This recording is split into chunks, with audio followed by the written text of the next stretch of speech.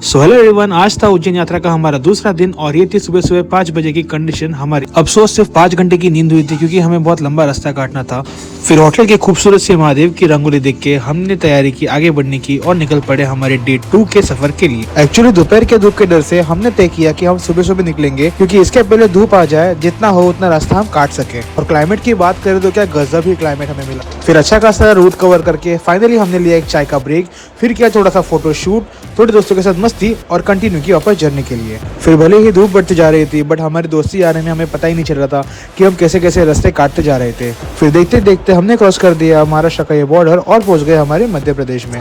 फिर रास्ते में आया एक जबरदस्त एक्सीडेंट जिसमें हमने देखा एक ट्रक पलटी खाया हुआ था और बहुत से टमाटर का हो गया था नुकसान। फिर दीपेश चालू हो गया नुकसान कैलकुलेट करने और मैंने ले ली अपनी बाइक हाथ में।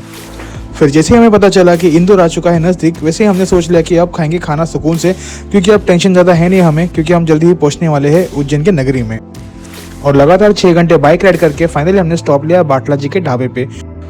एंड अगर आपने मेरे पुराने वाले उज्जैन का ब्लॉग देखा हो तो आपको पता चलेगा कि मैं पहले भी इधर आ चुका हूँ, क्योंकि हमें यहाँ का टेस्ट हो चुका है सेट। और फिर क्या गाइस, कर दी पेट की पूजा और हो गए सबके सब ढेर। और खाना हो या नाश्ता, उसके बाद तो चाय की जरूरत है ही मेरे दोस्तों को। फिर लगा तो नहीं था मुझे कि ये लोग उठ के वापस बाइक राइड करेंगे, बट जब आदेश हो महाकाल का तो बाइक राइड तो होनी बनती है गाइस।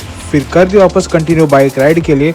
एंड देखते देखते हमने और 3 घंटा बाइक चला ली। उसके बाद हमारी जो हालत हुई थी वो कुछ थी इस तरह। फिर वापस से हमने लगाया एक चाय और कर दी continue bike ride. And finally 3:30 बजे हम पहुंचे उज्जैन की नगरी में। एंड मंदिर को देखते ही हमारी पूरी थकावट हो चुकी थी दूर। फिर फटाफट हमने ले लिया था रूम और शुरू कर दी तैयारी महाकाल के दर्शन के लिए।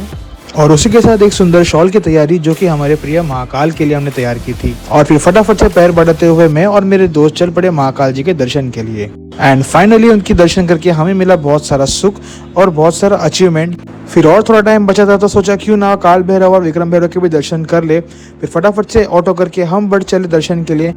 एंड भले ही हमें थोड़ी भीड़ लगी हो बट गाइस बहुत अच्छे दर्शन हुए। फिर खाना लिपटा के हमने लिया उज्जैन के नगरी में एक छोटी सी वॉक। और ऐसे कुछ दिखते हैं उज्जैन की गलियां रात के समय। और फिर मुंबई हो या एमपी गाइस, पान तो हमें लिपटाना ही था, तो फटाफट हमने पटाया पान और फिर की दोस्तों के साथ थोड़ी वॉक। एंड फाइनली गरम गरम दूध के साथ हमने की दिन की समाप्त। सो मिलते हैं कल के मेन्यू।